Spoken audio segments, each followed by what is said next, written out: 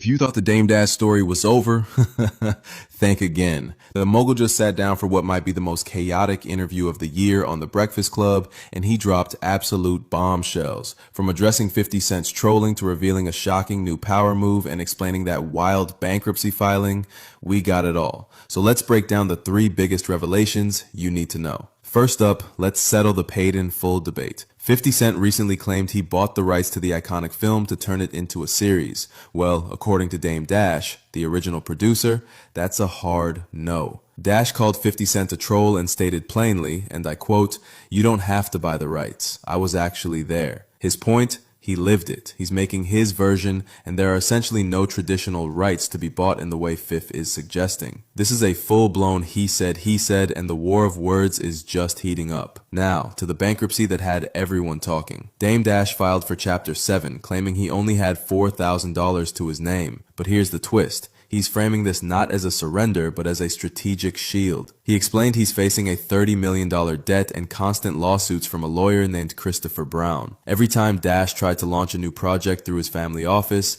this lawyer would send threatening letters, scaring off business partners. So he filed for bankruptcy to protect his future business ventures and, in his words, clear the water. So I'm now the chairman of Revolt with a pathway. You see, because he wants to trigger me, and I want you to acknowledge that. So I'm now Cam's boss, the chairman of Revolt with a pathway to acquisition. I've been trying to buy now, Revolt. How we know this not Cap?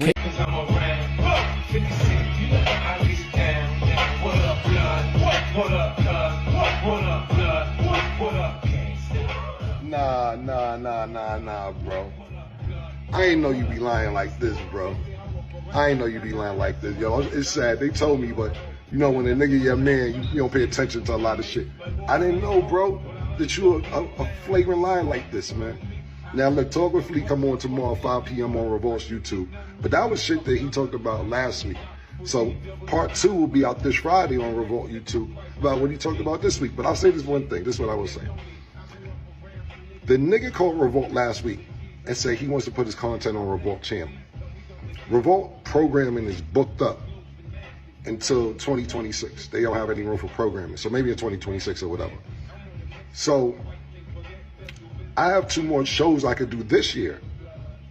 And so when I found that out, I called my man Fendi, because I know what Fendi and Dame speak. I said, yo, tell Dame, I put his shows on my slot on Revolt, because I have 2 more shows I can put on Revolt, if I can executive produce the shows.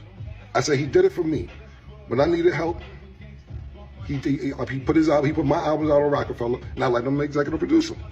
I'm trying to do the same thing for you.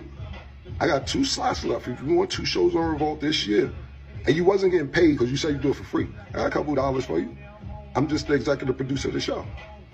He tell Fendi. First he tell Fendi, yeah, he like, I ain't bet. Now, matter of fact, fuck that, I'm the Godfather. He can't executive produce my shows, Now, Dame, your own god kids don't want you. How you the Godfather, anything? Your word don't count no more. You don't got teeth. You have dentures. Your word don't mean nothing. You fell off the Mount Rushmore of Harlem a long time ago. But we'll address it all tomorrow and Friday. But don't say I ain't trying to help out. You didn't want me to executive produce your TV shows. Could have walked it right in for you. See you tomorrow. Talk with Flea, nigga.